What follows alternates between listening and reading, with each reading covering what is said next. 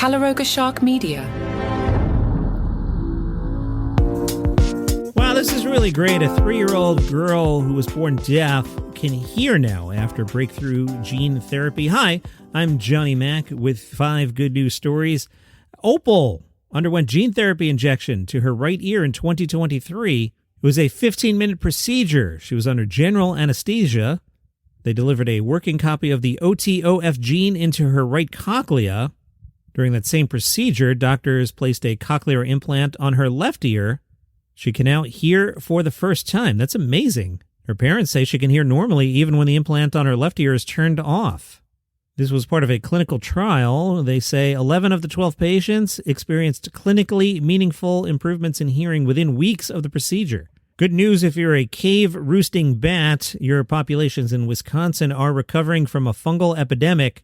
You know, I was happy this summer. The bats were back in my yard. So sometimes if I go swimming at night, in olden times, the bats would come out of the tree. They never bother the humans. The bats would come down and grab a bug off the top of the pool and go back to this tree. And I used to enjoy that. And then, for a few years, there weren't any bats at all. This summer, there were at least 2 bats. I know there were 2 because I saw them simultaneously skimming bugs. I was happy to see them back. I don't know if it was because it was a hot summer or what. I'm not a bat scientist. I digress. In Wisconsin, wildlife authorities are reporting for the 3rd year in a row the bat population seems to be rising. Numbers of little brown bats, big brown bats, tricolored bats, and northern long-eared bats are estimated via citizen surveys each year. The estimates have been going up. That's great. You see, bats hunt mosquitoes. All right, now you're into the bats? Exactly. Now, the fungus is rotten. The fungus wakes bats from hibernation. The sudden jolt of metabolic energy needed to leave the state of hibernation depletes fat reserves during the winter and confuses the bats. They leave the cave, and then they freeze to death. All that is called white nose syndrome. Bat conservationist Merlin Tuttle told Joe Rogan the average number of human fatalities from bats every year is 1. He added that more people get rabies from dogs in this country, and our spouses kill us off by the thousands. Interesting perspective there on the Rogan Show. In Florida, the police relocated an alligator that was hanging out at the Tiki Bar. We don't want alligators here at the Tiki Bar. The Stewart Police Department on social media said it was not a rowdy tourist dodging their bar tab. It was an actual alligator.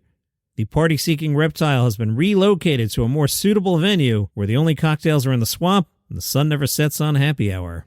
There's a Jimmy Buffett song in there somewhere. All right, John, why were you late for work? Well, you see, boss, there were 46,000 pounds of applesauce on the highway.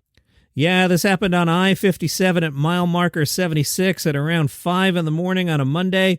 No injuries reported in the incident. Again, I always want to be clear. I'm not out to be a jerk on the show. It's 5 good news stories, so don't tell accident stories where terrible things happen. Everybody's okay, except for the applesauce.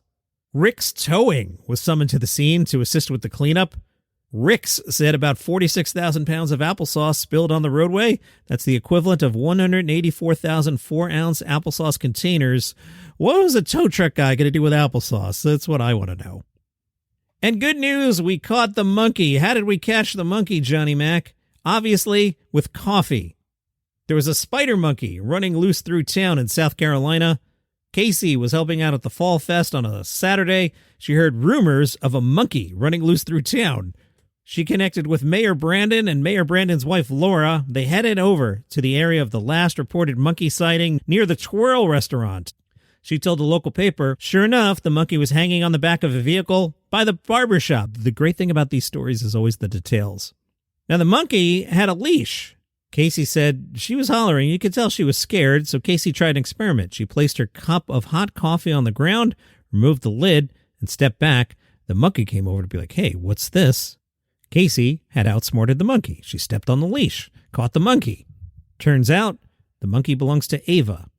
And those are your 5 good news stories for today. You have an awesome day.